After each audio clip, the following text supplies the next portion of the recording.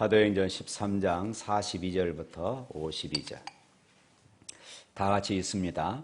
그들이 나갈새 사람들이 청하되 다음 안식일에도 이 말씀을 하라 하더라. 해당의 모임이 끝난 후에 유대인과 유대교에 입교한 경건한 사람들이 많이 바울과 바나바를 따르니 두 사도가 더불어 말하고 항상 하나님의 은혜 가운데 있으라 권하니라.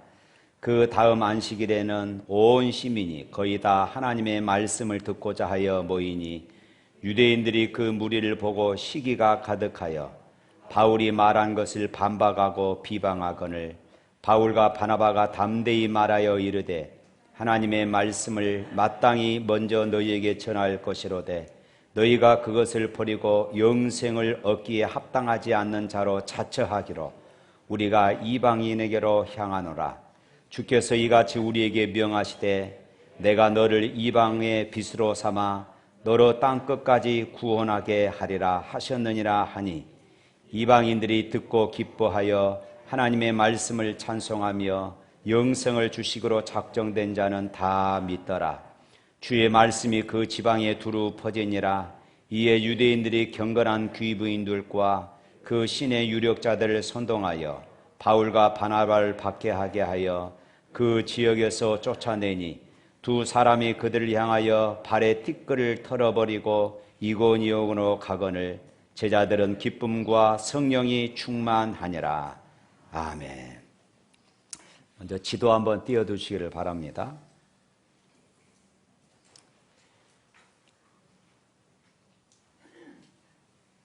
네, 그렇게밖에 안 보여요. 더 크게는 안 돼요. 네. 여러분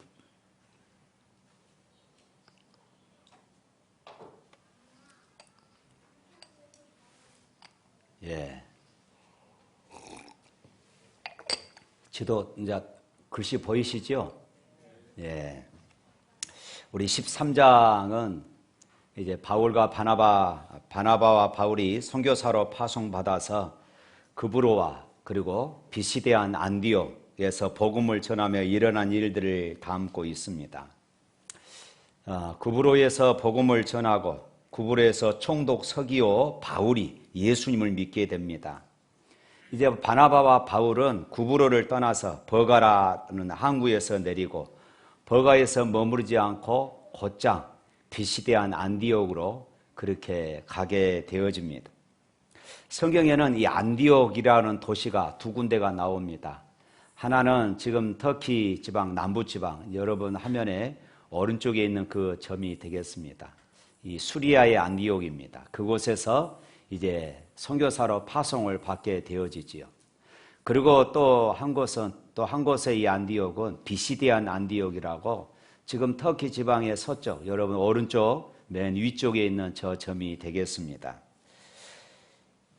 그런데 오늘 본문에 나오는 안디옥은 지금의 이 터키 저 서쪽 내륙 지방에 있는 그 비시디안 안디옥에서 일어난 그 사건들을 다루고 있습니다. 이제 화면 꺼줘서 되겠습니다.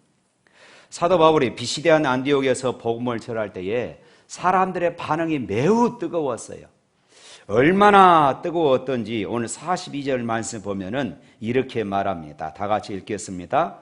그들이 나갈새 사람들이 청하되 다음 안식일에도 이 말씀을 하라 하더라. 다음 주에도 다음 안식일에도 오셔서 이 설교 말씀을 우리에게 전해 주십시오. 이렇게 지금 간곡하게 요청하고 있는 것입니다. 그들은 은혜를 받고 감동을 받아서 돌아가면서 우리 다음 시간에도 또 올 테니까 또 와서 우리에게 말씀을 전해달라고 이렇게 지금 부탁하고 있는 것입니다. 사도 바울을 통해서 증거되어진 복음이 사람들의 마음을 움직인 것입니다. 다음 안식일에도 말씀을 더 듣고 싶다고 그렇게 그들의 마음속에 감동이 일어나게 된 것입니다.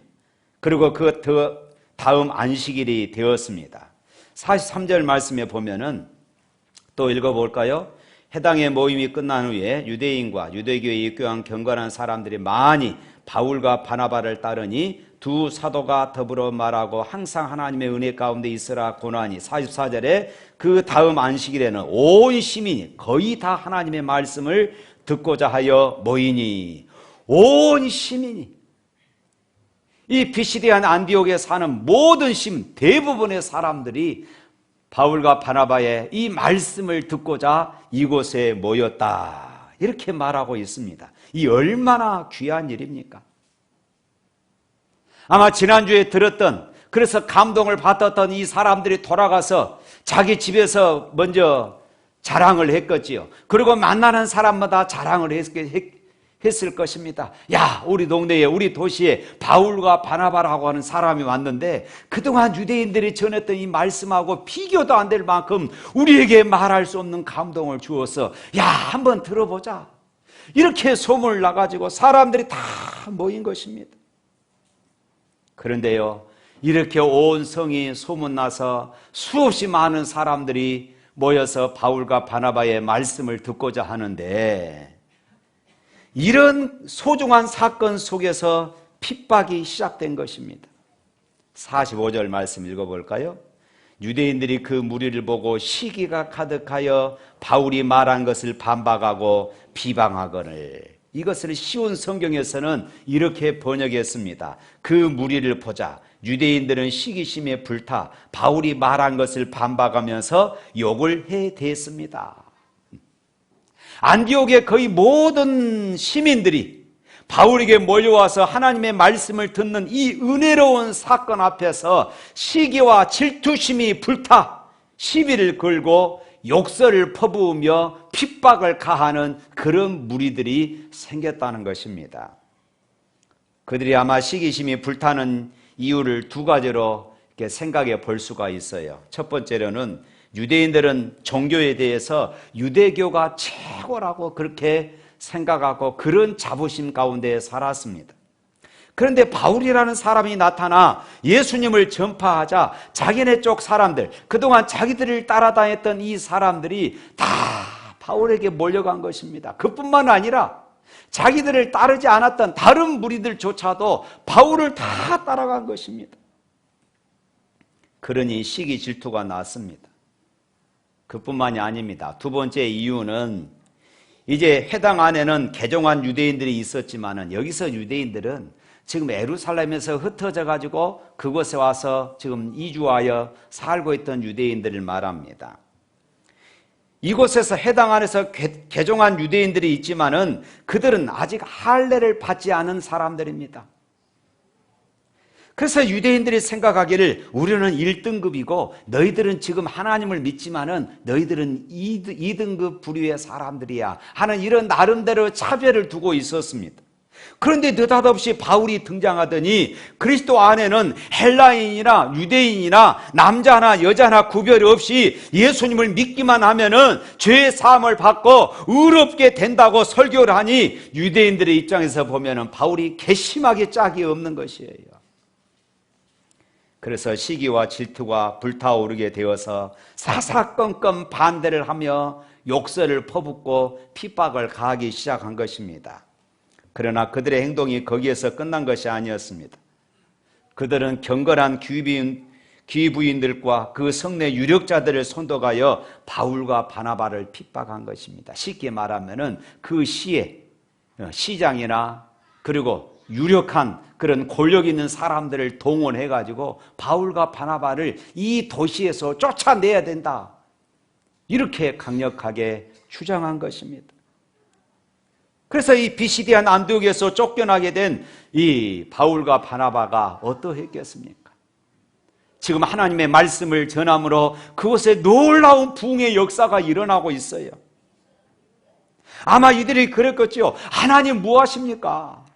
하나님 지금 보고 계시잖아요. 이곳에 놀라운 회개의 물결이 일어나고 있잖아요. 그런데 왜 우리가 이런 고난을 당하고 이곳에서 쫓겨나야 합니까? 이곳에서 더 복음을 전해야 합니다. 아마 이렇게 말할 수 있었을 것입니다. 그런데 성경에 보면은 참 신기한 말씀이 기록됩니다. 52절 말씀 읽어볼까요? 제자들은 기쁨과 성령이 충만하니라. 제자들은 쫓겨가면서 이제 이고니온으로 가거든요. 쫓겨가면서 기쁨과 성령이 충만했다, 이렇게 기록하고 있어요. 지금 되어지는 분위기와는 전혀 맞지 않는 이야기가 나오고 있습니다. 지금 전도하다가 말씀의 역사가 강하게 일어났는데 그 지역의 집권자들, 그 지역의 유지들이 바나바와 바울 일행을 핍박하며 쫓아내고 있는 것입니다. 그런데 제자들 마음속에 도대체 기쁨이 충만했다니, 이 말도 안 되는 이런 일들이 일어나고 있는 것입니다. 오늘 성령께서 이 말씀을 통하여서 오늘 저와 여러분들에게도 동일한 은혜가 부어지기를 축복합니다. 어떻게 이럴 수 있습니까? 아마 바울과 그리고 바나바는 처음에는 답답했을 것입니다. 야, 이곳에 지금 놀라운 부흥의 역사가 일어나는데 이런 핍박이 일어나고 이제 그 지역의 유지들까지 자기들을 핍박하니까 몹시 괴로웠을 것입니다. 아마 이때 이들은 하나님 앞에 기도했을 것입니다. 하나님, 왜 이렇습니까? 하나님, 우리를 지켜주십시오. 저 핍박자들을 물리쳐 주십시오. 그런데 바나바와 바울이 낙심 중에 주님을 바라보다가 응답을 얻었습니다. 예수님이 자신을 부르실 때에 이방인에게 복음을 전할 사명을 주셨던 것을 기억하게 된 것입니다. 47절 말씀입니다. 주께서 이같이 우리에게 명하시되 내가 너를 이방의 빛으로 삼아 너로 땅끝까지 구원하게 하리라 하셨느니라 하니. 그렇습니다. 하나님의 계획은 복음이 유대인에게서 이방인에게로 전해지는 것이었습니다. 그래서 비시디안 안디옥에서 예수님을 믿을 것 같은 유대인들은 오히려 바나바와 바울을 핍박하고 복음을 전혀 받아들일 것 같지 않는 이방인들 사이에서는 복음의 열매가 풍성하게 나타나고 있었던 것입니다. 사랑하는 성도 여러분, 환난을 당했습니다. 이해할 수 없는 그런 핍박이 일어났습니다. 그래서 그곳에서 이 핍박 때문에 이제 쫓겨나게 생겼습니다. 그런데 기도 중에 주님이 말씀하십니다. 야, 내가 너를 이방의 빛으로 삼아 땅끝까지 가게 할 거야. 이때 바울은 그렇구나. 내가 지금 복음을 전하다가 이 핍박 때문에 내가 이 쫓겨남 때문에 좌절을 당한 것이 아니고 주님께서 나를 빨리 이방인에게로 복음을 전하라고 하시는구나. 그래서 이런 일들이 벌어졌구나. 하나님, 알겠습니다. 할렐루야. 찬양하면서 기쁨과 성령이 충만하여 그곳을 떠나게 된 것입니다. 그래서 48절, 49절 말씀에 이렇게 말합니다. 다 같이 있습니다. 이방인들이 듣고 기뻐하여 하나님의 말씀을 찬송하여 영생을 주식으로 작정된 자는 다 믿더라. 주의 말씀이 그 지방에 두루 퍼지니라. 그렇습니다. 유대인들의 핍박은 복음 전파의 좌절이 아니라 이방인들에게 복음이 전파되는 결과를 가져올 뿐이었던 것입니다. 제자들은 비시디안 안디옥에서 쫓겨나게 된 것은 이제 다른 곳에 가서 전파할 때가 되었다는 하나님의 신호였고 하나님의 인도였음을 그들은 깨닫게 되어진 것입니다. 성령께서 이것을 깨닫게 하시니 좌절될 이런 상황에서, 낙심된 이런 상황에서 그들은 기쁨과 성령이 충만했던 것입니다. 할렐루야. 우리 찬송가에서 우리가 좋아하는 찬송 중에 주 안에 있는 나에게 딴 것임이 있으랴, 이 찬양이 있습니다. 이 찬양 가사는 1887년 에드먼드 휘인 여사가 썼던 그런 찬양 시입니다. 이 찬양 시를 썼던 배경을 보면은 이분은 불량 소년을 상담하는 그런 상담사였습니다. 불량 소년들을 상담해서 그들을 치유하는 것입니다. 그들을 정상적인 생활로 그렇게 회복시키는 그런 사역을 하고 있었던 것입니다. 그런데 한 번은 상담을 받던 이 소년이 갑자기 분노해서 어디론가 나가더니 귀야장 하나를 들고 왔습니다. 그리고 그것을 가지고 희인 여사를 향하여 던져버립니다. 그것이 이 희인 여사의 허리에 맞아가지고 이 척추를 쓸 수 없게 되었고 7개월 동안 어두침침한 그런 병실에 누워 있어야만 했습니다.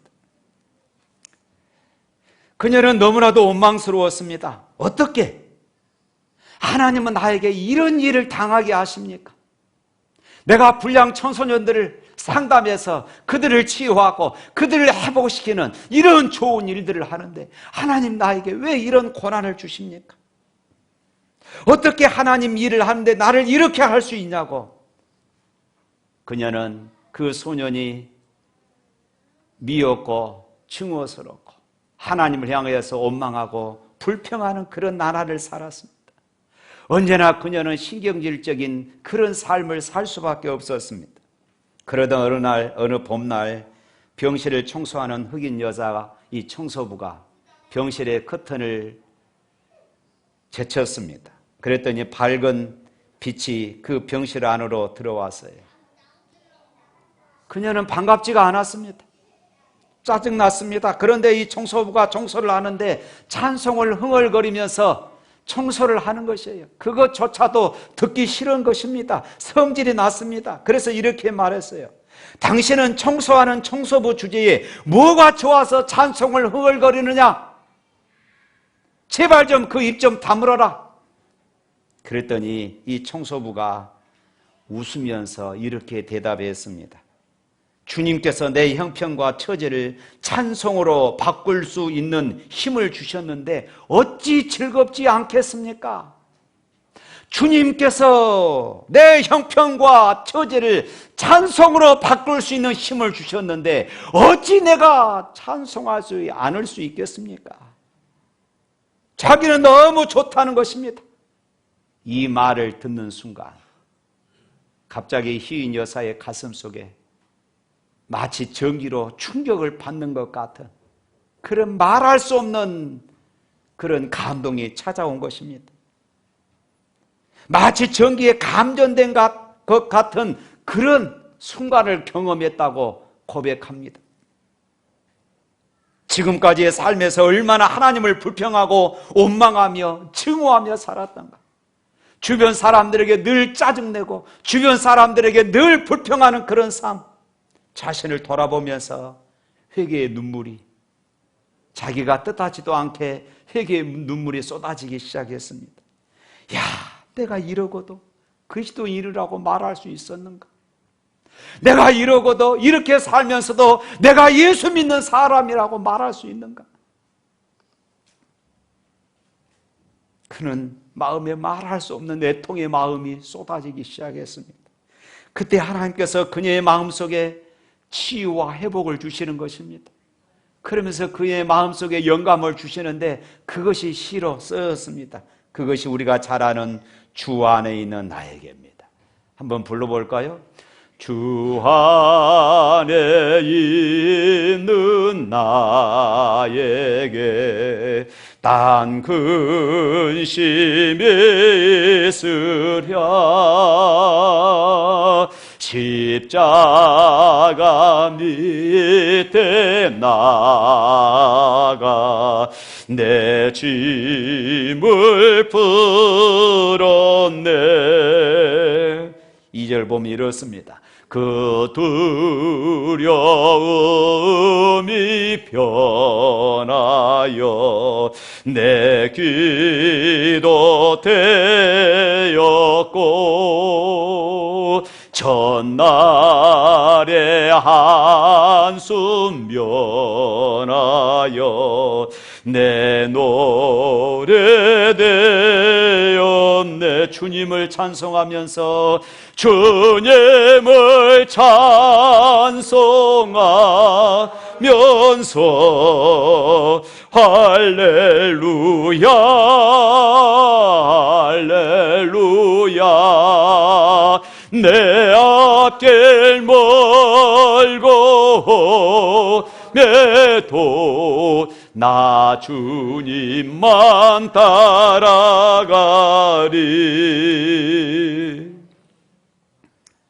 사랑하는 성도 여러분, 지금 건강 때문에 또는 재물의 문제로 때로는 인간관계로 인해서 때로는 어떤 불의의 사고로 어려움이 있어 실족하고 낙심하고 좌절하고 계신 분 있습니까? 오늘 이 찬양 가사처럼 주님을 바라보시고 주님 앞에 여러분들의 모든 짐들을 다 내려놓을 수 있기를 축복합니다. 성령께서 역사하시면은 그 어떤 일도 그 속에서 어떤 환경도 그 속에서 기쁨을 발견하게 될 수 있음을 믿습니다. D.L. 무디가 이런 말을 했습니다. 인간은 깨진 그릇과 같으며 계속 충만하게 되는 방법은 물이 쏟아지는 수돗물 아래에 그 깨진 그릇을 갖다 놓는 방법밖에 없다. 그렇잖아요. 깨진 그릇에 어떻게 물을 담을 수 있겠습니까? 담을 수가 없는 것이잖아요. 그런데 유일한 방법이 있습니다. 깨진 그릇을 아예 수돗물 아래에다 그냥 놔버린 것입니다. 언제나 그곳에 은혜가 쏟아지는 것입니다. 언제나 그 깨진 그릇은 물 가운데 있는 것이에요. 사랑하는 성도 여러분, 우리 인간은 정말로 깨진 그릇과도 같습니다. 목사도 그렇고 장로도 그렇고 다 깨진 그릇과 같은 것입니다.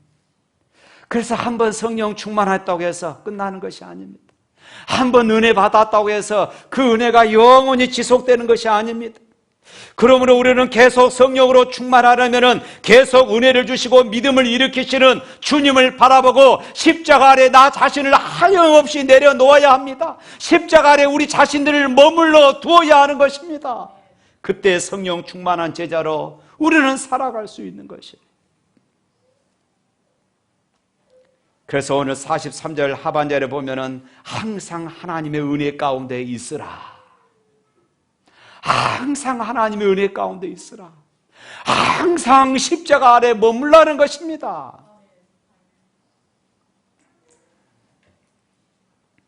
설교를 준비하다가 어떤 목사님의 설교집에서 봤던 예화입니다. 어느 교회 목사님 사모님이 40세에 위암 판정을 받았습니다.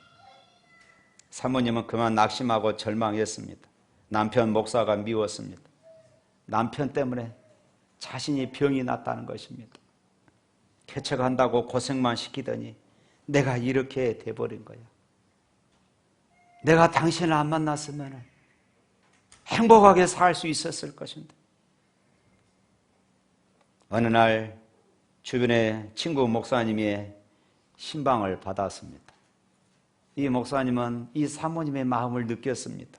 며칠 후 다시 이 목사님이 신방 찾아가서 노트 한 권을 꺼내주면서 사모님, 감사거리를 찾아보시고 그 감사를 이 노트에 기록해 보세요. 그 목사님 앞에서는 예 하고 받았지만은 속에서는 화가 치밀러 올랐습니다. 세상에 이런 상황에서 내가 어떻게 감사할 수 있냐고, 내가 무엇을 감사할 수 있겠냐고, 내가 이 꼴이 되어서 감사거리가 어디 있겠냐고, 내가 무엇을 적으라는 말이냐고. 그리고 여러 날이 지났습니다.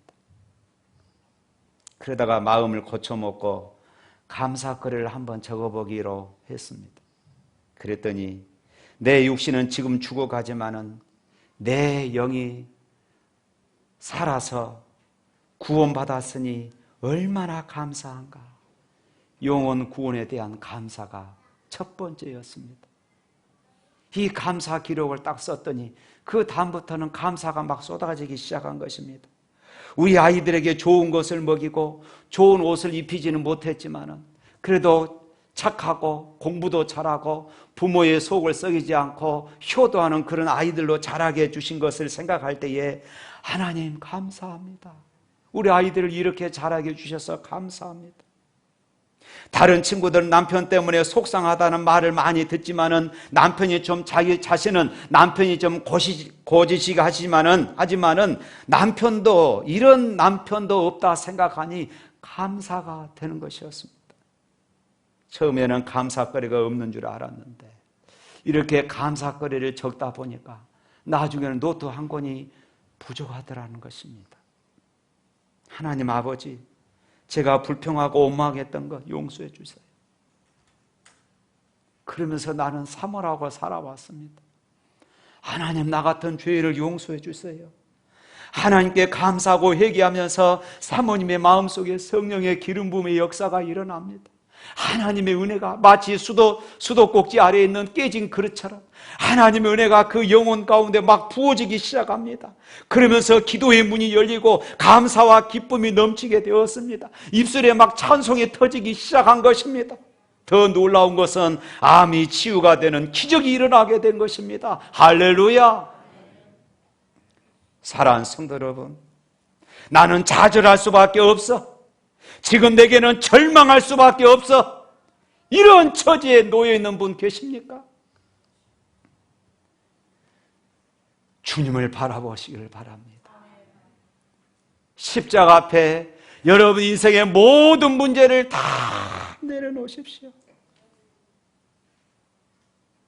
주님 십자가는 우리의 인생의 모든 문제를 다 치유하고 회복할 수 있는 능력이 있습니다. 그러므로 성도 여러분, 예수 믿고 하나님의 말씀대로 살아보려고 하는데 내게는 왜 이런 어려움이 생기는가 탄식하고 원망하지 마시고, 내가 성령의 충만함을 잃어버렸음을 깨닫고 주님을 더욱더 바라보시며 십자가 앞에 여러분들의 모든 문제들을 다 내려놓으십시오. 그럴 때에 기가 막힌 수렁에 빠졌고 절망과 좌절이 와도 예수님을 계속 바라보는 중에 넉넉히 이길 힘을 주실 줄로 믿습니다. 주님께서 말씀으로 여러분들에게 분명히 깨닫게 하셔서 여러분들의 능히 기쁨이 충만해서 위기와 시험을 이길 수 있게 해주실 것을 믿으시기를 축복합니다. 사도 바울이 어떻게 좌절해서 이겨낼 수 있었습니까? 하나님의 말씀, 주님의 말씀을 붙잡았기 때문입니다. 주님의 말씀에 비추어 보니까 유대인의 핍박도 이상할 것이 없었습니다. 하나님께서 나를 유대인들이 아닌 이방인들에게로 가라고 하시는 뜻이었구나. 이것을 더욱더 확신하게 되었던 것입니다.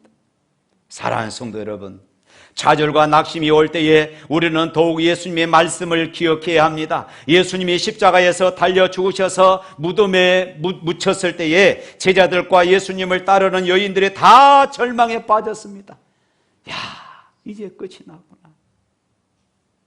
베드로를 비롯해서 일부 제자들은 다시 자기들의 일터로 어부 생활로 돌아가기도 했습니다. 예수님이 무덤에 묻혔을 때 여인들이 향유를 가지고 예수님의 시신에 바르기 위해서 무덤에 찾아갔습니다.